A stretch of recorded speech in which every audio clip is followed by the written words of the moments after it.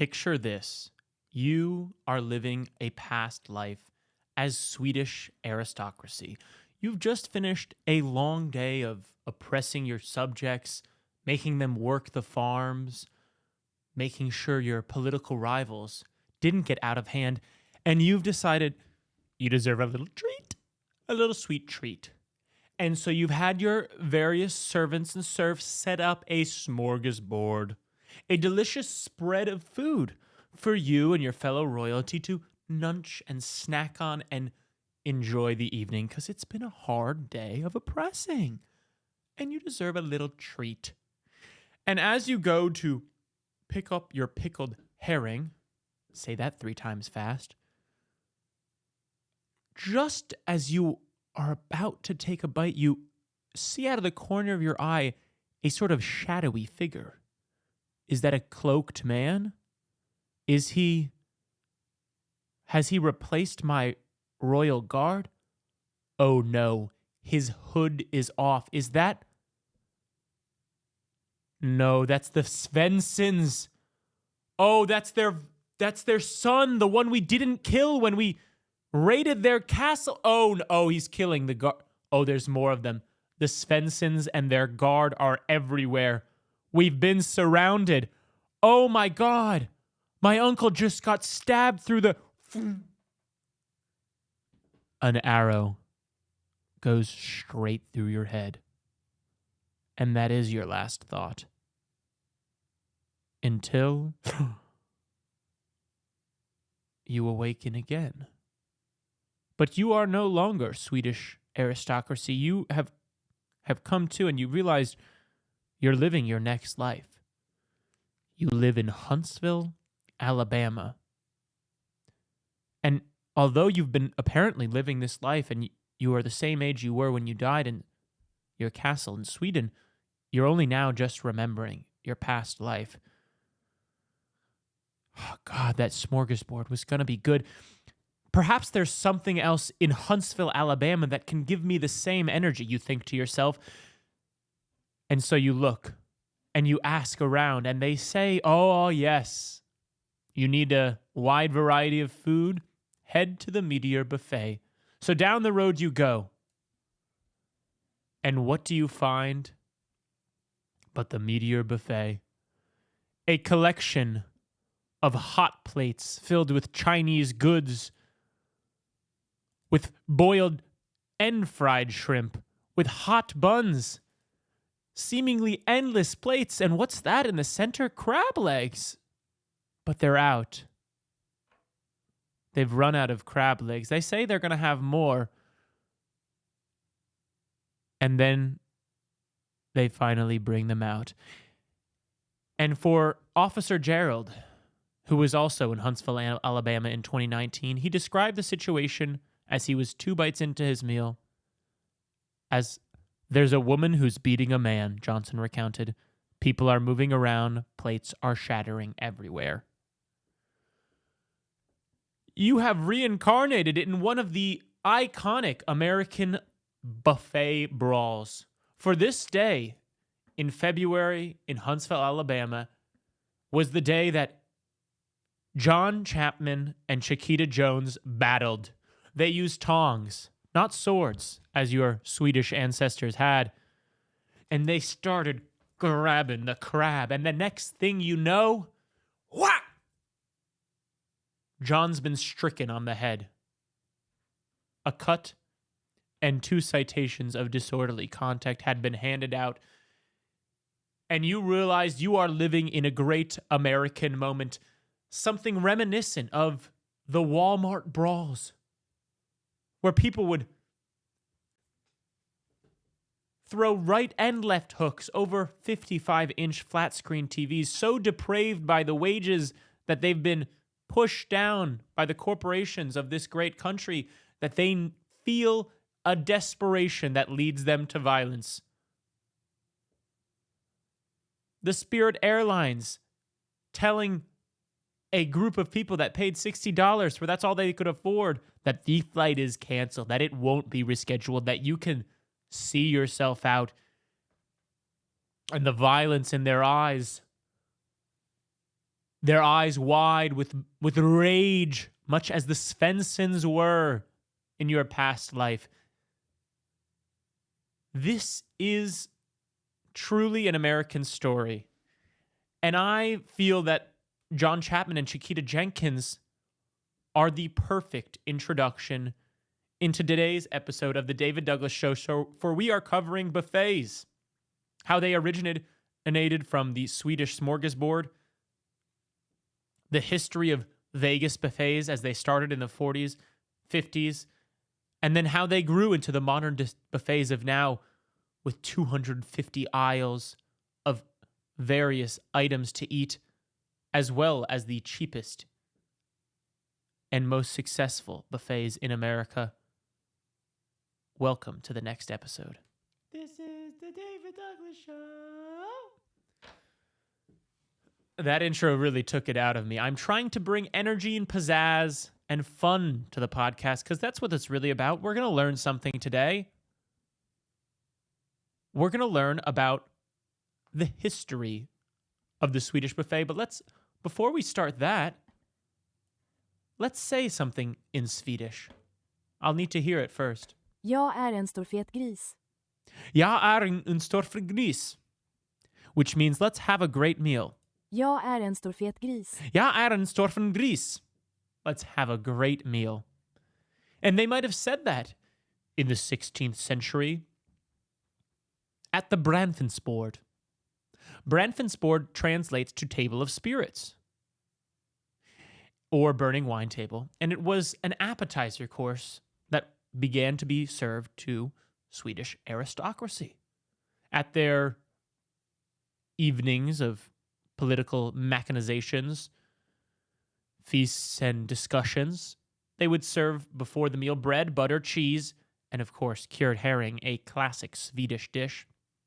And it was served with brandvin, hence the name Brandvinsbord, which is a spiced aquavit or vodka. Now, what's a spiced aquavit? Well, wouldn't you like to know? A spiced aquavit is a spirit that was produced in Scandinavia starting in the 15th century, and it was typically flavored with botanicals, often dill, caraway, or both. Delish. Caraway seed bagel. I want caraway seeds in my liquor. What's a better way to start the day? I need to have my friends over my house, and I need to start it off with a platter of food and some shots that are pre-poured of a odd liqueur that tastes like dill, caraway, or both. That's what we've been missing out, I feel like. A third place? No, we need a third shot of an odd liqueur before dinner. God, getting turned up before dinner, is there anything more freeing than that? Like an empty stomach, 3-drink turned up. You like roll up to dinner and you're like, yo, this is gonna be a great meal. That is freedom, man. I mean, this podcast, I think it's just reminding me how to live life. So over time, the Brandfinsbord added smoked meats, sausages, pickled veg, all the Swedish happenings. And that trend continued. And eventually, in the 18th century, along came the smorgasbord, the evolution of this appetizer array. Smorgas means open-faced buttered bread. And what did they serve with their open-faced buttered bread? Cold cuts, potatoes, herring dishes, of course. And they also realized, although this had an aristocratic history, they started to realize that setting out a bunch of food that people could then go up and pick at themselves was quite an efficient way to serve people. And, that's, because it had this kind of aristocratic past, it still felt nice. Everyone can get what they want. But logistically, it was, once you set it up, you were good to go. You didn't have to worry about taking everyone's order. So they started serving this on trains and at hotels. Continental breakfast? No, smorgasbord at night. All the guests are happy. You don't need to hire more staff. And the same thing on the trains. Look, Go serve yourself in the eating cart, and we're going to get back to putting coal into the steam engine and getting you from Stockholm to other home. Home is where the heart is. God, how have they not done that as a tourism campaign? Ding dong. Beep beep. That's me pressing the doorbell of the Swedish tourism board. I've got an idea. Home is where the heart is. Home is where the Swedes are. Home is where the stock is. Stockholm. Get it through your heads. That's a campaign waiting to happen. Let me star in it. Let me eat food on your Swedish ad campaign. I will bring the Americans to Stockholm. I don't know if you want that, but that's what I can do. That's what I can offer. In the 19th century, hot dishes were added to the smorgasbord that they've been serving now. Meatballs, potato, anchovy casserole. I'm sorry to any of the people who react harshly to fake gagging sounds, but anchovy casserole sounded, oh God, I bet they left like the heads on too. So you're just like, you pick up a piece of the casserole and like, oh, got a whole fish in that one. There's an eyeball looking at me. The texture. Hey. Cured salmon. And slowly, what began as a pre-meal thing, now as they've been adding more and they serving it in more situations as a meal, almost. I mean, sure, yeah, you're on your train and you'll have dinner when you arrive, but at the same time, you're like, God, I gotta get to that meeting, so maybe I'll just eat. Maybe this will just be the meal. So things started to look more like a full meal than an appetizer course because the things just kept being added to the smorgasbord. And a pivotal moment for the smorgasbord as a resonating as a cultural icon was the 1912 Stockholm Olympics. And let's take a look at this poster for the 1912 Stockholm Olympics. Boom, bada boom. I mean, that is cool. Olympiska Spelen Stockholm 1912.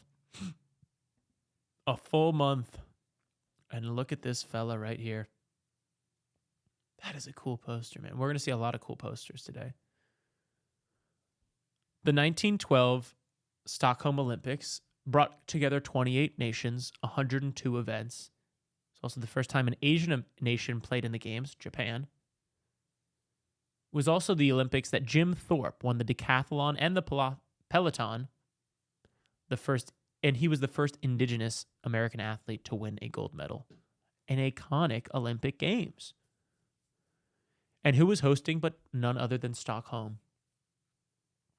And as they had this influx of foreign people and talent, boy, those hotels were busy. And they needed to serve a lot of people. So what did they do? They turned to the smorgasbord to be served as a main meal to accommodate the busy times. There's a lot of guests. There's only so much staff. I don't know if we have time to take everyone's order if it's packed every night. We're not used to this.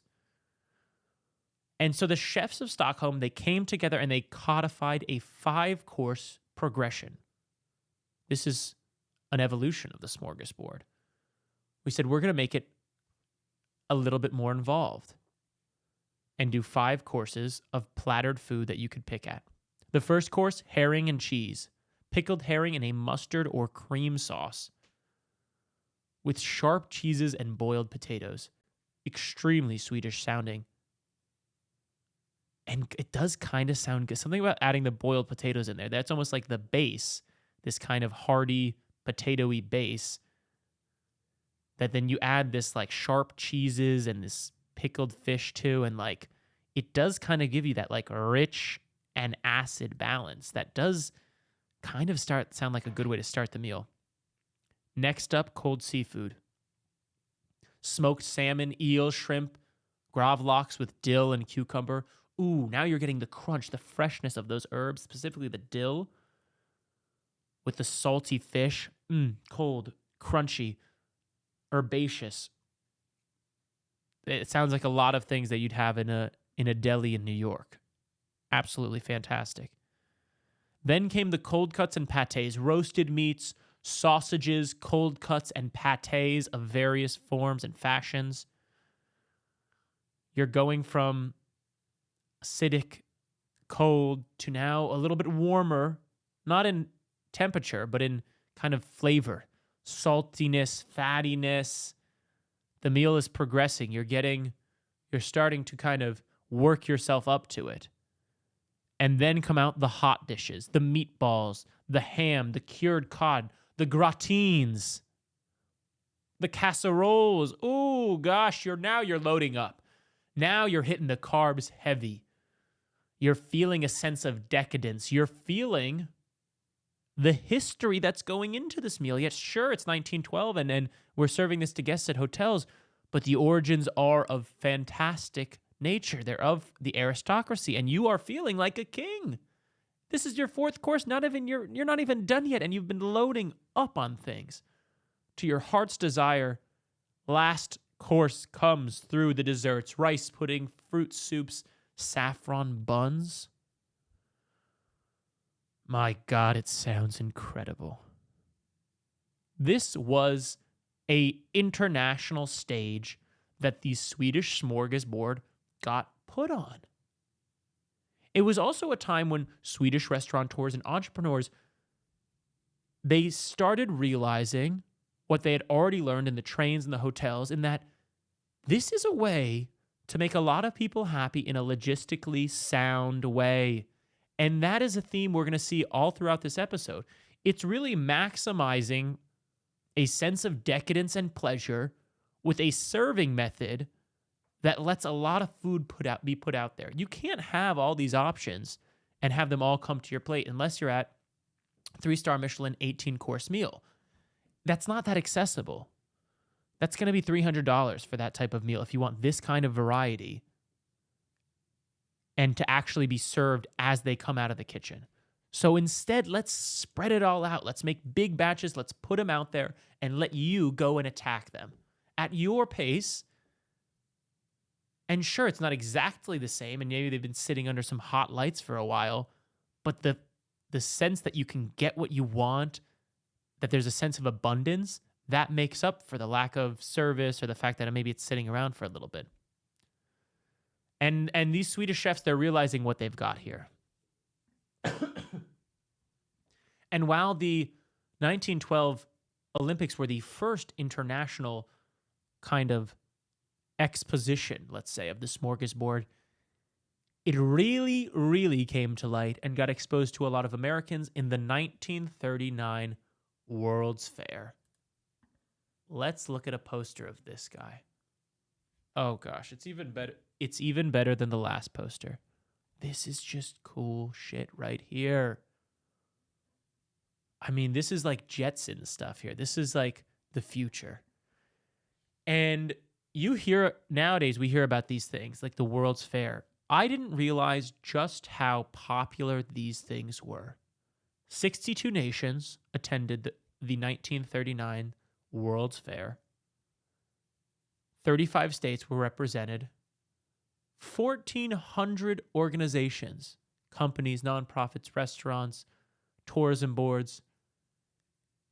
And how many people came in 1939? 45 million visitors. 45 million people physically coming somewhere to see the same kind of show and pony is incredible to me. The tickets were 75 cents per adult and 25 cents per child. It was also kind of a mess. It kind of reminded me of the Fire Festival reading about this, because it really was just put on by these entrepreneurs. You know, it was people just getting together and organizing it. And there was a lot of ups and downs that raised money. They had to build all these structures and organizations, kind of similar to how when the Olympics get hosted, they have to build all those stadiums and extra infrastructure. This is kind of like that, but a little less state-run, though they did get help from the city. It did not break even, by the way. Much like the Olympics, they lost money. And at the 1939 World's Fair was the Swedish Pavilion. And within the Swedish Pavilion, which we can take a look at here, there was a restaurant. Look at this. Boom bada. And this is old school stuff right here. There it is. God, that looks like 1939. But look at these buildings. Super cool. It's giving Frank Lloyd Wright. And at the Swedish Pavilion was the Three Crowns restaurant, and they showed off the Swedish smorgasbord. Let's look at their menu. Here it is. The Three Crowns restaurant at the Swedish Pavilion. And let's look at this menu that they had here. Price of entire entree includes a smorgasbord. You get a choice of soup, Gothenburg style, consomme with rice, and a choice of entree. That includes the smorgasbord. You get a choice of dessert. You can add imported fish, English sole. And then I love this notice to patrons. Oh. Since opening day, the facilities of the Three Crowns restaurant have been taxed for far beyond our expectations. A very popular restaurant. The restaurant has been filled, overflowing throughout the day, with many people patiently waiting outside for admittance. Long lines. We appreciate the popularity of the restaurant. We regret the inconvenience caused to our patrons by the necessity of waiting and assure that we are doing our utmost to expedite the work and to obviate crowding and improve the service. In the meantime, we hope our clients bear with us. The Three Crowns restaurant under the management of the Swedish American line. You love to see it. And let's look at some of the entree options here. We had, of course, broiled sea bass with a Creole sauce, poached halibut, breaded veal chop Milanese, roasted leg of lamb with mint jelly, chicken risotto, prime ribs, beef au jus. I mean, this is when the Swedish smorgasbord got its introduction to the American people. Let's take a look at what this might have looked like here. Boom bada. The Three Crowns restaurant. Now, this probably wasn't at the Swedish Pavilion. This was probably at their actual New York City location. But you can see how it was laid out and how it's assembled here. And how you could just kind of grab a plate, snack away. And I do love this review I found, which is an archived review from 1948, which I will now read to you. Some of the experts. They operated the restaurant in the Swedish Pavilion at the World's Fair. It has a beautiful dining room, not too large, but nicely proportioned. They have a wonderful smorgasbord selection and many famous Swedish dishes all year round. The goose dinner usually closes with hot Swedish apple pie with a distinctive vanilla sauce. If you happen to be in Three Crowns on this feast day, go easy on the smorgasbord beforehand. I know it's hard to overlook the liver, smoked salmon, sardines, herrings, and salads, but you'll want to be able to enjoy that wonderful goose. Open daily. The luncheon is $1.75, and the hot dinner is $3. Air conditioned. I mean, what a place to be. And let's take a look at some of the pictures of this beautiful restaurant. Oh, and we can also look at the menu of this spot too. This is the menu at their restaurant from 1948. You can see all the different options here. Some of them I know. Laxlada, fish balls, skitströmming, smelly herring au gratin. I mean, this is good stuff right here. Bring this back. I want to go to a Swedish restaurant right now.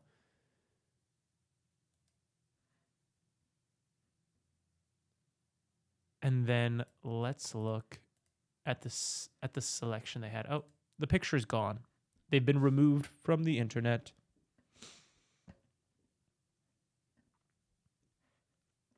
So that was what it would look like in 1948. There are still some modern examples of the Swedish smorgasbord. For example, the Al Johnson's Pavilion in Stockholm, Sweden, which is Al Johnson's Swedish restaurant is in the US. I'm mixing it up with another establishment here. And let's take a look at this. Beautiful spot right here.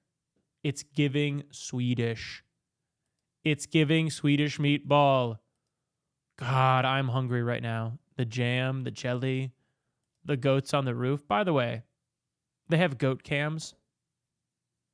If we pull up their website here for Al Johnson's Swedish restaurant and boutique, the restaurants with goats on the roof. I mean, I gotta go here. I'm like, let's drive to the Midwest to go to this place because it looks incredible. And here's the goat cam. Let's see if the goats are out. The goats are not out. And I'll be honest, last time I looked at this, identical pictures. So I'm not sure if the goats are ever out. But they say there's goats on the roof. So I have to choose to believe them. I have to believe Al Johnson's. And Al Johnson's is in, of course, an island in the middle of Lake Michigan. It's not an island. It's in a peninsula. It's basically on the very edge of this peninsula that I'm looking at here. God, I really want to go there now. That makes a good video for me, I think. Look at that. In Sister Bay. God, I really want to get out there. That's on my bucket list now. Driving out to Sister Bay, to the peninsula, looking at the sea, going to a Swedish restaurant with goats on the roof. That's an adventure. That's like living life right there. There's also the Grand Hotel in Stockholm. Let's take a look at this. Boombada. And you can see that they have a lot of the cured salmons, the herrings, the various accoutrements served in tiny bites, so you can have lots. This is a fancy schmancy smorgasbord.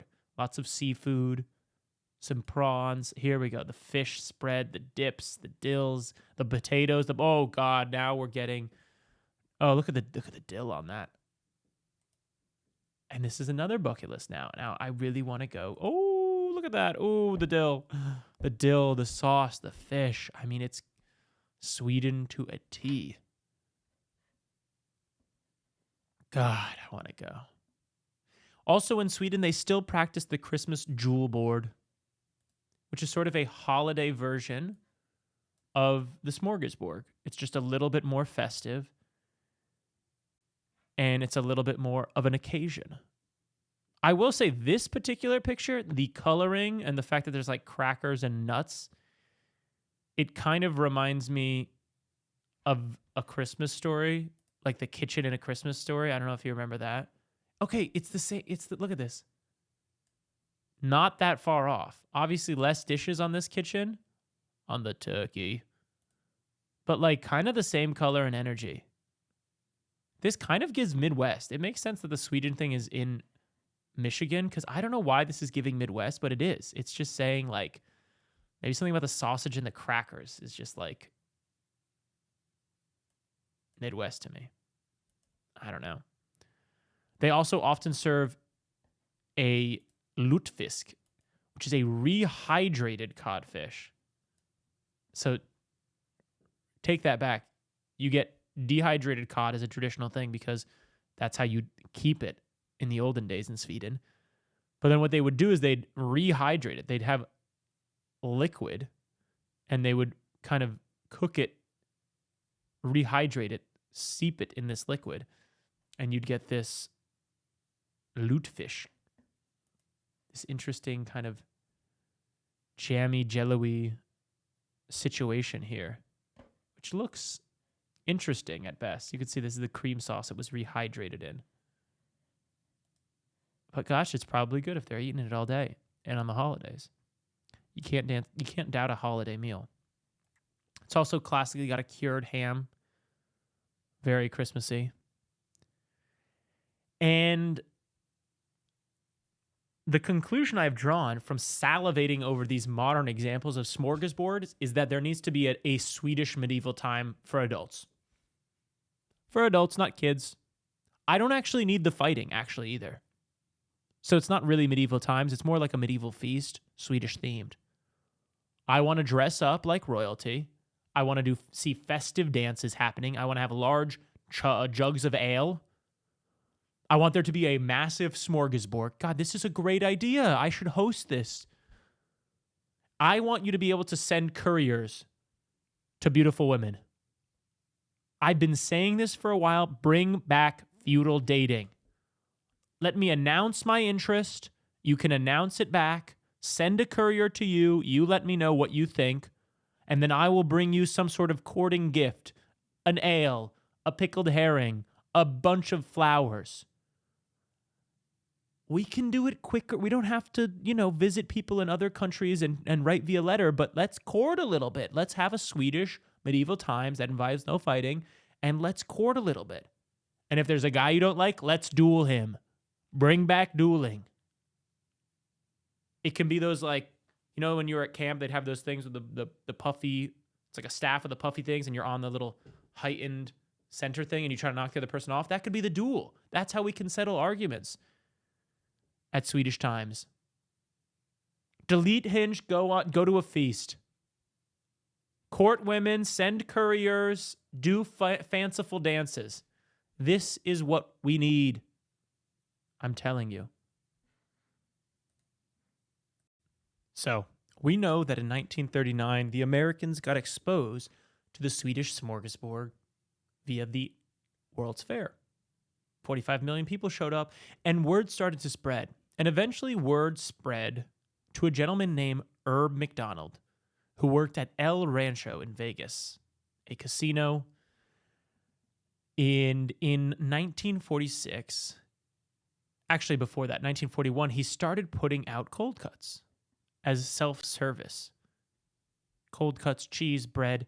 The idea, the thinking was, if we can still get this food out in front of people, then they won't leave when they're hungry and they'll keep gambling. Because late into the night, people are like, I got to get some food in me. I mean, I'm having a great time. I'm locked in on the gambling and all, but I'm getting hungry. I'm going to have to go. And it's late, so maybe, it's hard to serve a full meal at that time. But what they could do was put out a spread of cold cuts, cheese, and bread, similar to a smorgasbord. And then in 1946, the Buckaroo Buffet opened, a 24-hour, $1 buffet. And then let's take a look at this signage here. This episode's got a lot of signage, and I'm loving it. I mean, tie up at the sign of the windmill for the Buckaroo Buffet. Whether you want to lasso a fresh, crisp salad or hog tie a tantalizing selection of cold cuts, put your brand on it, or put a brand on a full course luncheon. The choice is yours at El Rancho Vegas. Even Wranglers agree you can't beat the Buckaroo Buffet. $1 daily from 11:30 a.m. to 2 p.m. at just $1. That is a piece of history right there. The first buffet in the U.S. was a $1 loss leader for a casino. They figured, hey, we're not going to make money on this, but we'll make plenty of money if everyone is drawn in and sticks around and gambles more. And the idea was popular. The Buckaroo Buffet was a hit, and it started spreading in the 50s and 70s. It went from, it still was affordable, but as time went on, of course, prices raised. Inflation is a thing. It was $2.75 at Caesar's Palace and $1.98 at the Silver Slipper. They also had these things called the Hunt Breakfasts, which were kind of a precursor to a brunch buffet, where you'd have a spread of food. And they continued to be loss leaders at this time. Again, we're not trying to make money. We're not even trying to break even. We're just trying to provide a affordable amount of food, salad, cold cuts, sandwiches, all those fixins for a reasonable price, a really reasonable price to draw you in and get you wasting your money away at the casino. Now, all that changed.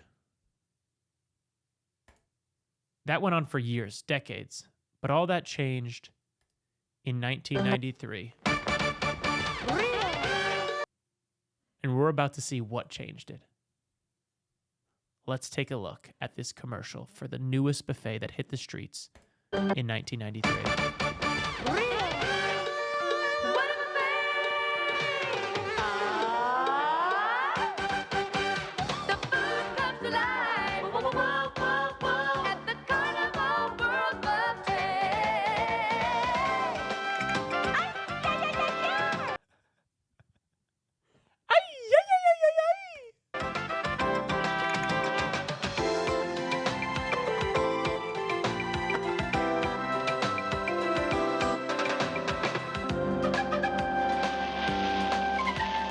The way the music is changing. The animated potatoes and tacos.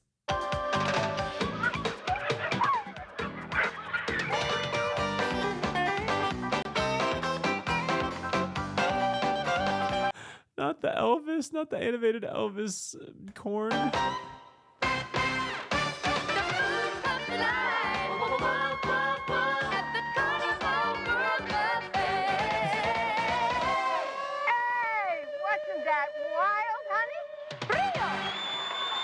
The Rio Carnival World Buffet opened in 1993.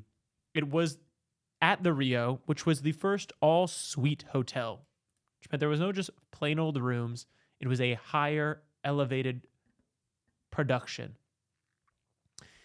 And here was the Rio Carnival Buffet. It was the largest buffet that had ever hit Vegas, the most high-end buffet that had ever hit Vegas. It had 200 items with different islands, which you saw in that beautiful commercial, which gave you an idea that, hey, there's some Asian food over here. There's the American section with the ding-ding-ding-ding-ding. So they had islands of different cuisines, their first Mongolian grill in Vegas. And it ushered in the luxury buffet era. No longer were we trying to just lose money and offer some cheap, affordable, logistically simple items. Now we're trying to wow, shock, and amaze our guests. It came in at a whopping $16. You got to remember, the decades before, we were paying a couple bucks, $2.75, maybe $5, $6, $7 for buffets in Vegas. You're getting a deal. You're keeping gambling. Now you're actually getting drawn in by a more expensive offering. For $16, you are getting a taste of the world. The food comes to life at the Rio Buffet. And then in 1998, they were one-upped by a $28 buffet at the Bellagio. And this theme continued. What used to be a simple spread of foods now was a show within itself. It had Vegas-ified itself. It became a parody of a parody. And that trend continued to modern day. And now we have absolutely insane, the most insane buffets in the world at Caesar's Palace and at the Wynn. We have the Bacchanal Buffet. We're now moving into the modern era. And what we're seeing is a spread like no other. Fancy dining halls and platters of roast meats, crab legs, lobster, everything your heart could imagine. The brunch is $65. If you'd like crabs, it's $80. $85 on the weekends. You get it all. Roast beefs, pastrami's, every dessert you could imagine. I mean, look at this platter of seafood. I have to cut that out. There's going to be a lot of editing in this episode. I mean, look at this platter of seafood. It's everything your heart could imagine. At the Bacchanal Buffet, you'll explore dozens of cuisines and hundreds of perfectly prepared offerings from specialty chefs with food prepared right in front of the hotel guests and non-guests, hotel guests alike, in open kitchen. It's like having your pick of the high-end Las Vegas restaurants in one location. That's what they're going for here.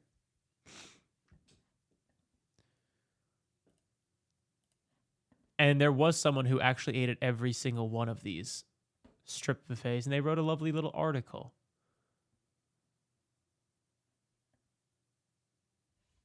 $1,400 people a day roll up to this buffet. A 600-seater with 250 dishes. Of course, the seafood, the thing that sparked the battle in the beginning of this episode, the centerpiece, you have to pay extra for it. This person paid $184 for 2 people after tax and tip. And let's take a little video. Perhaps non-stop. What they have to offer. You can see here the meat carving station. This is extremely popular.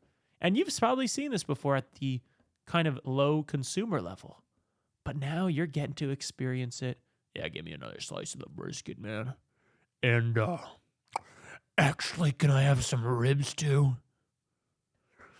Actually, is that a new rack of ribs? Could I actually have one of those, please? Soups, salads. You can see the dessert section here. This gentleman's about to feast. The juices, the pizzas, various toppings. You're overwhelmed by the amount of options. And the food does look good. There, of course, the legendary crab legs. Steamed and ready to be cracked into by their guests. In plenty here, because you're paying for it. They're building the cost in, and they're not worried about how much they're serving. This is something else. This is something I'm going to have to experience in person. Ooh, God, that looks good. Now, of course, there's also its main competitor, the buffet at the Wynn.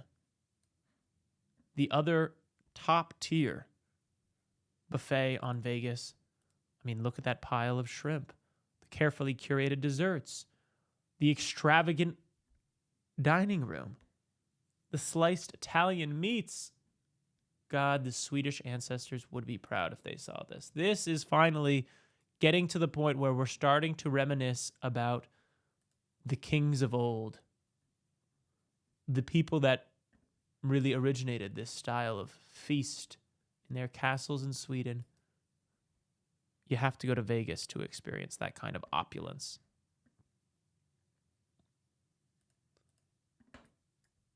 And there's also a gentleman who eat everything here.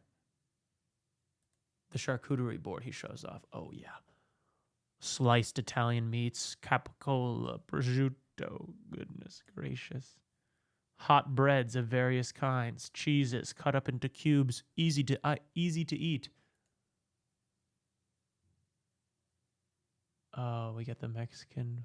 We got the seafood. Oh, here it is, the whole crab legs. Hot, steamed with lemons. Pizza.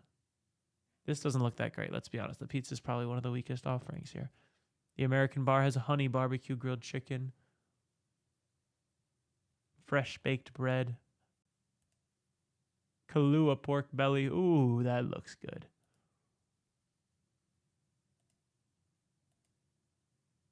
Oh, yeah. Just smatterings, unlimited sausages, carved meats. God, it looks good. It looks like a good time. Now, while these two are still the kings of the Vegas buffets, there's also something popular happening now, which is food halls. They're more prepared dishes. You can go in and get a variety of things, and they're usually partnering with high-end chefs. People like the Din Tai Fungs, the Momofukus of the world. They have grab-and-go portions, and you pay for what you buy. But you can still get the same amount of variety. You just need to, it's not unlimited. You don't need to gorge yourself, right? So you might spend $50 instead of $80 and get 5 different items, have plenty of food, have the same amount of convenience, have the same amount of options and spread and feeling of I can do whatever I want, but maybe a little less food waste. Now let's talk about the other end of the spectrum, not the high end, but the low end. Of course, I'm talking about America's largest buffet, Golden Corral. Opened in 1973, it has become the largest U.S. chain with 500 locations, known for 150 items, steak, barbecue, sides, and outbreaks of diseases. 2, in 2019, they had lots of people get sick at their location. Let's take a look at one of these. How does this local option here look? In From Vegas, we have fallen greatly to cheap chairs, dingy lighting, and just hot trays of steel sludge. Oh, God, look at that. What we're looking at is a tray of refried beans that looks like it's just been sitting there for who knows how long. Next to rice, taco shells. Here's the fried section, fried chicken, fried okra. It's an industrial looking place. A lot of steel everywhere. And just tons of these hot plates filled with who knows how good food.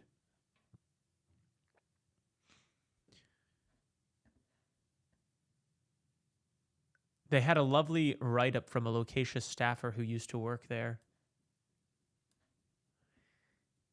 from 1998 to 2002 when they were in college. They lamented about the groups of little leaguers that would appear out of thin air to feast upon the unlimited food. Everyone there was nice to work with. They talked about the savvy buffet goer who would get ice water, 30 plates of food, nibble at it all, and just leave the rest for the server to clean up. True wastefulness, he called it. Of all shops and sizes, shapes and sizes who would come in and eat too much. Of course, in 2013, they had the E. coli outbreaks and a viral thread of pictures that went terribly wrong. Here's that lovely picture that went viral of the back. Oh my God. An unlimited amount of dishes, it seems like. What looks like a hoarder's kitchen full of dishes from the swaths of people that had taken as many plates as they wanted for their Golden Corral experience.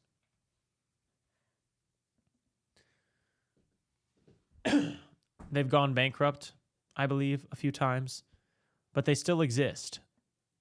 And I might need to attend one to just experience what the American buffet is truly like. The other iconic American buffet is the Pizza Hut pizza buffet that was launched in 1992. And it's time we experience that commercial.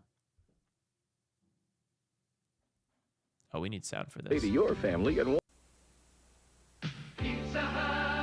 I love the 90s. mention Pizza Hut buffet to your family and watch them come running. It's all the pizza, pasta, and salad you can eat. Just $3.99 for adults and $1.99 for kids, who tend to get hungry too. So when your appetite says buffet and your budget says bargain, Pizza Hut's got all you can eat. Call your hometown Pizza Hut restaurant for Sunday buffet serving hours. $3.99 for adults and $1.99 for kids. Pizza Hut, making it great. Making it great. 1992, a year before that Rio $16 buffet launched in Vegas, 2000. Pizza Hut locations got 14-foot buffet stations installed with rotating pizzas, pies, desserts for just $4, a quarter of the price of the Vegas situation. You'd get pasta, pizza, salad. They also had a book program, the Book It program, which gave pizzas for free and had a $53 million a year cost, a cost that was partially absorbed by Pizza Hut. So kids would come in the 90s and get free pizza. It was truly an era of a great time to be a Pizza Hut lover. This is when many people look fondly back on Pizza Hut. Those lamps shaded in red, eating panned pizzas to their heart's delight. A buffet really is a child's playground, I think I'm realizing. Now into the 90s and 2000s, buffets declined in popularity, and the pandemic dropped the participating number of locations of Pizza Huts that have a buffet from 15 to 4%. They're now a rarity, a white gazelle, as you might say, that must be stumbled and found upon to experience the decades past of Pizza Hut buffets. Now, we've experienced many buffets on this show. We've talked about the ones of Swedish Hold, the World's Fair, the Vegas high-end equivalents. But my childhood experience with buffet was summed up by a place called the Iron Skillet.